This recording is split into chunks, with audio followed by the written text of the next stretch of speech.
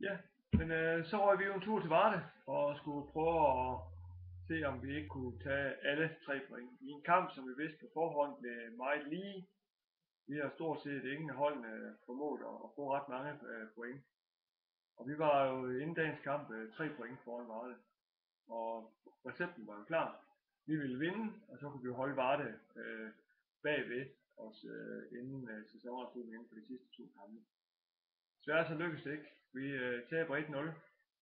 Og det var jo en kamp, som bar præg af, at vi havde byttet om på det, vi plejer at gøre. Vi var jo totalt spilstyrende og havde fuld kontrol stort set i hele første halvleg. Det er lang tid siden, vi har prøvet det. Og det gjorde også, at vi formår at prøve at lave nogle gode angreb. Vi har skud på overlæggeren. Vi har en 3-4 halve chancer, som måske også lige skulle være omsat. Og var det jo kun farligt på nogle enkelte omstillinger og på dødbolde, men det vidste vi jo på forhånd. Så det var vi klar til at tage imod. Der var taktikken jo fuldstændig klar. Men en kamp, hvor der står 0-0 ved halvleg, som bølger frem og tilbage, og vi har det største overtag stort set i de der 45 minutter, der har vi altså fuld kontrol. Om det var det, der gav udslaget for, at vi faktisk havde brugt alle kræfterne i første halvleg, det skal være usagt, men jeg synes ikke, vi havde den samme energi, den samme gejst, den samme glæde, som vi spillede med de første 45 minutter. Der er alt for mange ting, der ikke lykkes. Den enkelte spillers formåen omkring det at udnytte enkelte chancer, eller små tekniske ting, som man normalt godt kan, det render så lidt ud i sandet. Og så får Varde et træls mål, hvor jeg synes, der er vi alt for passive. Vi står bare og kigger på, at der er 2 Varde-spillere, der næsten trækker løg om, hvem der skal hætte til dem. Og der er ingen af Varde-spillerne, der kan tage en beslutning her, så falder det bare hen til en anden Varde-spiller, som kan sparke i klassen. Der er vi altså skidt. Der ser vi skidt ud. Vi er alt for passive. Og det var ligesom vi har snakket om i halvlejen, desværre, hvis det var det der hold, der får det første mål, ville højst sandsynligt gå af med sejren i den her kamp. Og vi formår simpelthen ikke at tage det alvorligt nok til sidst.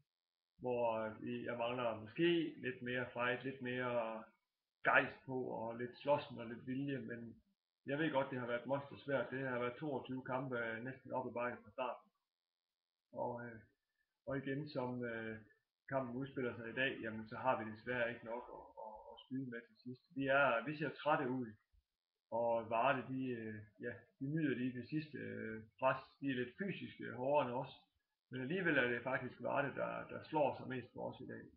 Det så vi i flere dueller, som jeg synes, vi vinder fremragende, og vi er heller ikke for flinke der, som vi har også har kendetegnet hele sæsonen.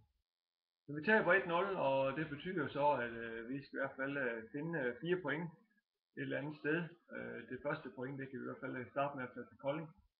Og så kan vi jo tage over til OB og lave et rigtig godt resultat herovre. Så er vi sådan set lige vidt med, at vi holder Varde bagved os. Ellers så bliver vi anden sidst. Varde bliver jo sidste, de har trukket deres hold. Og havde de så ikke været med. Så det ser så lidt pænere ud på papiret i hvert fald, at vi som minimum i hvert fald kun bliver anden sidst. Men jeg synes, at vi kæmpede fra, at vi spillede en super godkendt første halvleg. Falder meget i niveau i anden halvleg, som er udslagsgivende for, at vi ikke vinder den her fodboldkamp. Fordi vi kunne have lukket og slukket første halvleg, og så kunne vi bare have drevet stormen af stille og roligt i anden halvleg. Det formåede vi ikke i dag.